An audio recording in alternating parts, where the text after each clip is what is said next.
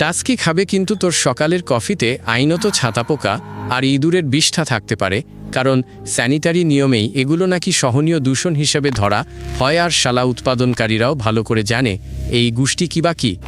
আমেরিকার এফডিএ তো এক চালানে 10% পর্যন্ত ছাতা পড়া দানা অ্যালাউ করে, আর ইউরোপীয় স্ট্যান্ডার্ডে গুঁড়ো কফির প্রতি প্যাকে তেলাপোকা পোকা আর ওদের পা মেশানোও চলে, কারণ একদম পরিষ্কার করা নাকি অসম্ভব। বাগানে দানা তোলার সময় কফি ফলের মধ্যেই থাকা কাঠপোকা তো ঢুকেই যায়, তার ওপর পিঁপড়া তেলা পোকা আর ওদের বিষ্ঠা সব শালা একসাথে মেশানো হয়, আর প্রতিদিন সকালে তোর কফির কাপে গিয়ে পড়ে। ছাতা তো স্টোর আর পরিবহনের সময় ধরে দানা একটু ভিজলেই ছত্রাক জন্মে যা মাইকোটক্সিন ছাড়ে, আর এই বিষগুলো বছরের পর বছর তোর লিভার আর কিডনিতে জমে থাকে। সবচেয়ে জঘন্য ব্যাপার হলো উৎপাদনকারীরা সবই জানে, কিন্তু গণহারে পরিষ্কার করতে নাকি অনেক খরচ। তাই সরকার পোকা আর ছাতার একটা নিরাপদ মাত্রা সেট করে দিয়েছে, মানে একটু কম বেশি হলেই চলবে, আর তোর বাদে সবাই খুশি। এই জিনিসটা পুরাই ফালতু কথা। কফিতে যে ছাতা পড়ে ওটা থেকে পোক্রাটক্সিন এই নামের এক বিষাক্ত জিনিস বের হয়। বিশ্ব স্বাস্থ্য সংস্থা এটাকে কিডনি আর লিভার ক্যান্সারের কারণ বলছে। তুই যদি প্রতিদিন কফি গিলিস, সেই হারামজাদা বিষ তোর শরীরে বছরের পর বছর জমবে। পোক্রাটক্সিন সহজে শরীর থেকে বের হতে চায়, নালিভারও কুলিয়ে উঠতে পারে না। যত বেশি কফি গিলবি এই বালের জিনিসের পরিমাণ তোর রক্তে তত চড়বে। বিশেষ করে সস্তা অথবা ইনস্ট্যান্ট কফি খেলে তো শালা পুরা আবর্জনা ঢোকানো হয় তোর পেটে। ইনস্ট্যান্ট কফিতে মাইক্রোটক্সিন থাকে সাধারণ কফির চেয়ে গড়ে 2 গুণ বেশি, কারণ ওখানে সবচাইতে জঘন্য মালগুলো ঢোকানো হয়। নষ্ট হয়ে যাওয়া ছাতা পড়া দানা যা ভালো দামি কফির জন্য বাদ পড়ে গেছে। এই পোক্রাটক্সিন ইমিউনিটি কমায়, সবসময় ক্লান্তি আর কিডনির ঝামেলা ধরায়, কিন্তু এসব শালার ঘটনা সাথে সাথে টের পাবি না। বহু বছর পর যখন বিষটা তোর অঙ্গে ভালো করে গেঁথে যাবে আর সব কিছু ছুদুর বুদুর করা শুরু করবে, তখনই বুঝবি উৎপাদনকারী হারামজাদারা সব চুপ মেরে আছে, কারণ সরকারিভাবে সব কিছু নাকি নিয়ম মাফিক। কিন্তু এই নিয়ম তো একদিনে 1 কাপের জন্য। বেশিরভাগ মানুষ যেমন 3-4 কাপ গিলছে, তাতে তোর আসল ডোজ তো পুরাই লিমিট ক্রস করে গেছে। আবাল চোদশন। এফডিএ নাকি প্রতি 100 গ্রাম গুঁড়ো কফিতে 4% পোকামাকড় ভরা নষ্ট দানা অ্যালাউ করে, আর এটারে নাকি তারা মাস প্রোডাকশনের স্বাভাবিক নিয়ম বইলা চালায়। বাগানে কফি ফলগুলাতে ছোট পোকা সরাসরি ডিম পাড়েলার বা বের হয় ভিতরে ঢুক্কা দানাগুলারে কুড়ে কুড়ে খায়, ওইখানেই থাকে, খায় আর হাগে। তারপর শালা এই আবর্জনা সহ সব নিয়ে যায় ভাজে আর গুঁড়া কইরা ফেলে। গুদামে মালের বস্তায় তেলাপোকা পিঁপড়া ঢুকে মরে পচে যায়। তারপর গুঁড়া করার সময় ওদের শরীরের কণা পুরা লটে ছড়ায়। তুই শালা তেলাপোকার প্রোটিন দেয়া কফি খাস, আর এইটা আইনসম্মত। সস্তা কফিতে পোকার ভাগ অনেক বেশি থাকে, কারণ ওরা দানা ঠিকমতো বাছাই করে না।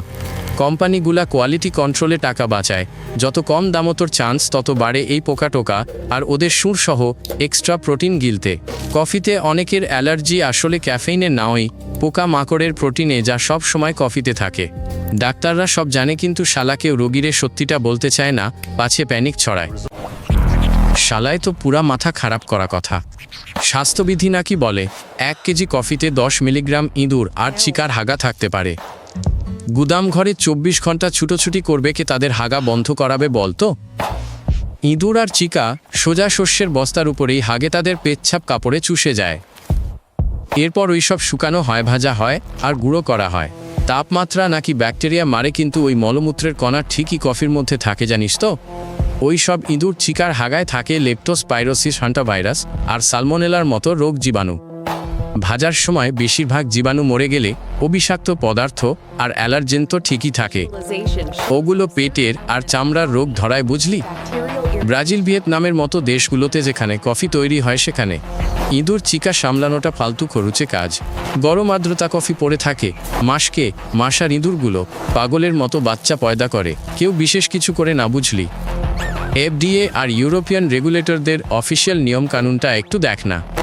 ওখানে সাদা কাগজে কালো অক্ষরে লেখা আছে স্তন্যপায়ী প্রাণীর মলমূত্রের গ্রহণযোগ্য পরিমাণ। এটা কোনো মস্করা নয়, শালা কফি ইন্ডাস্ট্রির আসল দলিলপত্র। আমার তো গুয়া ফেটে গেছিল যখন শুনলাম যে রিস্ক কমানোর একমাত্র উপায় হলো শুধু হাতে বাছাই করা দামি স্পেশালিটি কফি কেনা, অথবা নিজেই শালার দানাগুলা ভেজে নেওয়া, কারণ বালমাস প্রোডাকশনে পুরা পরিষ্কার করা যায় না। ইনস্ট্যান্ট কফির কথা তো পুরাই ভুলে যা, ওইখানে যায় সবচেয়ে নিচু মানের একদম পচা দানাগুলো। ছত্রাক আর পোকা মাকড়ের পরিমাণ ওখানে সীমা ছাড়িয়ে যায় শালা। এমনকি যে দানা কফিগুলো কিছুটা চেক করা হয় ভাজার আগে, সেগুলোর থেকেও এটা খারাপ। শুধু দানা কফি নিবি উৎপত্তির দেশ আর ভাজার তারিখ দেখবি, যত তাজা তত ছত্রাকের চান্স কম। আর নিজেই পিষে নিবি ঠিক বানানোর আগে, যাতে তুই পুরা শিওর থাকিস ভেতরে কি মাল আছে।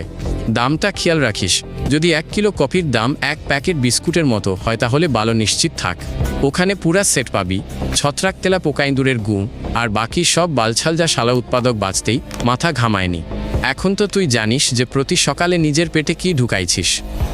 আর সব তো শালা আইনত অনুমোদিত, তাই বাল তুই নিজেই ঠিক করবি পয়সা বাঁচাবি নাকি কোয়ালিটির জন্য দিবি। সাবস্ক্রাইব কর আর আমাদের সাথে আরও ফাটাফাটি কিছু দেখ। এখানে প্রত্যেকটা ভিডিও তোর মগজ পুরাই উড়িয়ে দেবে।